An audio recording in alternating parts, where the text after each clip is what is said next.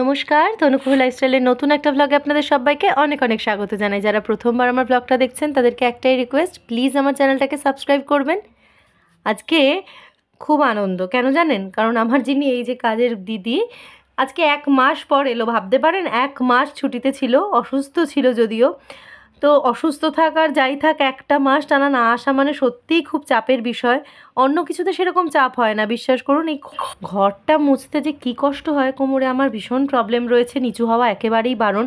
তো আর ঘর দুয়ার না মুছে না পরিষ্কার করে তো থাকা যায় না। তো এই সব ঘর বাড়ি মুছে আর মনে হয় না তখন অন্য কিছু পরিষ্কার করি। ওপরে 4তলা 3তলা আবার সিঁড়ি নিচ অবধি পরিষ্কার, মানে মনে হচ্ছিলো যেন আমিই এবার অসুস্থ হয়ে যাব। তো বললাম যাই হোক, তুমি আর এভাবে অ্যাবসেন্ট করো না। তো আজকে কুহুর সমস্ত জিনিসপত্র নিয়ে বসেছি, যেহেতু এবার নার্সারি 2 শেষ। নার্সারি 2 এর জিনিসপত্রগুলো সব আলাদা করব। আপনাদের সাথে একটা জিনিস শেয়ার করি, একটু দেখুন। এই হলো একটা ফটো ফ্রেম আর এই হলো একটা কফি মগ। কফি মগটা দেখ, কফি মগটা না, ফটো ফ্রেম।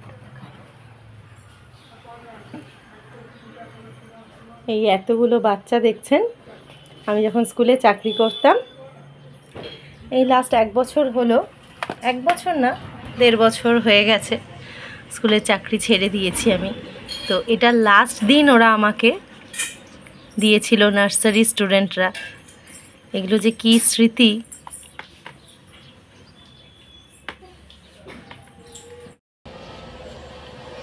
এগুলো হলো কুকুর স্কুলের ওয়ার্কশিট। ওদের সব এরকম নার্সারি 1 নার্সারি 2তে সবই ওয়ার্কশিট করানো হয়। তো এগুলো খুবই যত্নের, মনে হবে ক্লাস শেষ, এগুলো আর কি দরকার, কিন্তু না, এগুলো আমার কাছে ভীষণ যত্নের জিনিস। পুরো নার্সারি 2 বাঞ্চ রয়েছে এখানে। নার্সারি 1-এরগুলো এরকম যত্ন করে রেখে দিয়েছি। এবার কত কিছু গো, এগুলো নার্সারি 2 সব।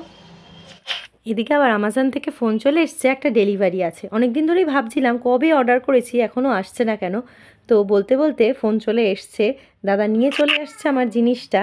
তো দেখা যাক, ওপরে নিয়ে যাই, গিয়ে খুলে আপনাদের দেখাচ্ছি। কিন্তু কি কাণ্ড করেছি দেখুন, তাড়াহুড়ো করে যেতে গিয়ে ফটো ফ্রেমটা দিয়েছি ভেঙে।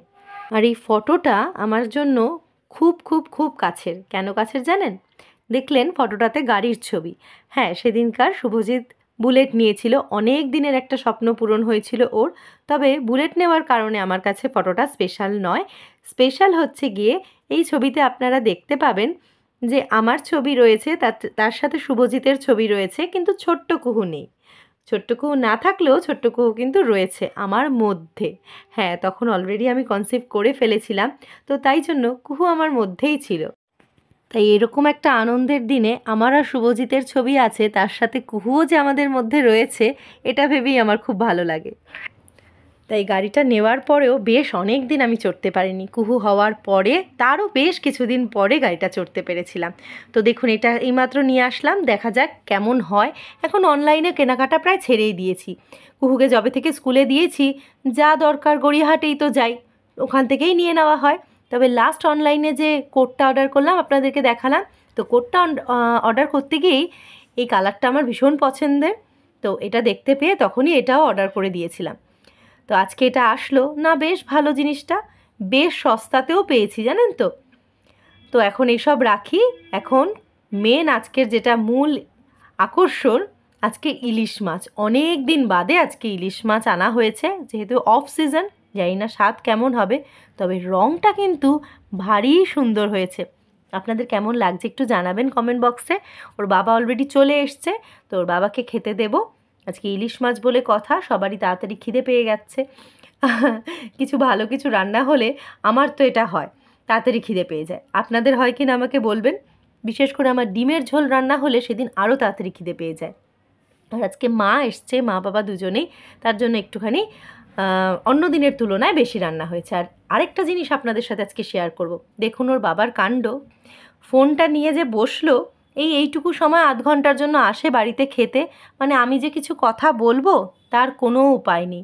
এই ফোনে কথা বলতে বলতে ঢুকলো, তার মাঝখানে এইটুকু খাবে 10 মিনিট, তার মধ্যে যে কতবার ফোন আসবে আমি কোনো কথা বলার সুযোগ পাই না।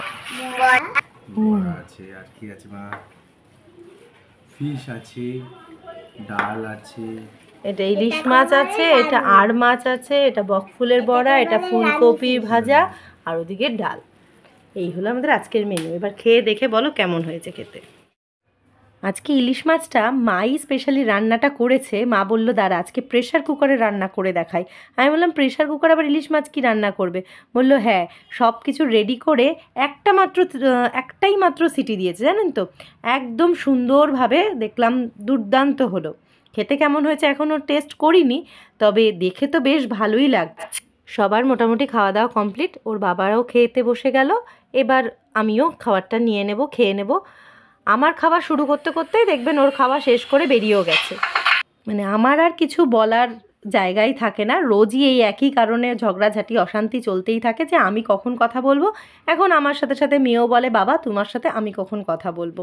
তো এই রকম যুদ্ধের মধ্যে দিয়েই আমরা থাকি।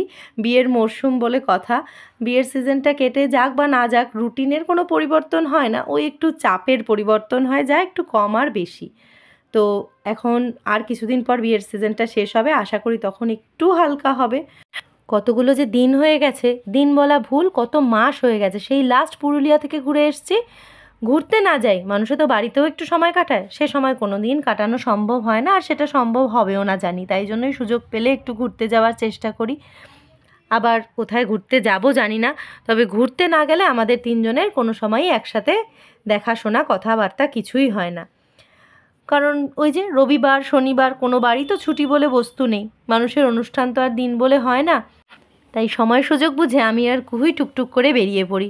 কুহুটা মাঝখানে এতটা শরীরটা খারাপ হয়ে গেল, আবার এত ঠান্ডা লেগেছে যে কোথাও চাইলেও বেরোতে পারছি না। আর এদিকে কুহুর স্কুলটাও ছুটি পড়ে গেছে, ঘরে থাকতেও বিরক্ত করছে। খেতে কেমন? এক্সিলেন্ট। মাছটা নাকি এক্সিলেন্ট হয়েছে, শুনলেও ভালো লাগে বলুন। যে কোনো কিছুই বানালে পর সেটা যদি কেউ ভালো বলে, সেটা কিন্তু শুনলে মনে হয় যে না আবার কিছু নতুন বানাই। খারাপ হলে সেটা কিন্তু বলতে লাগে না, সেটা 50 বার বলে। আর ভালো হলে সেটা জিজ্ঞেস করে তবে তার উত্তর পাওয়া যায়।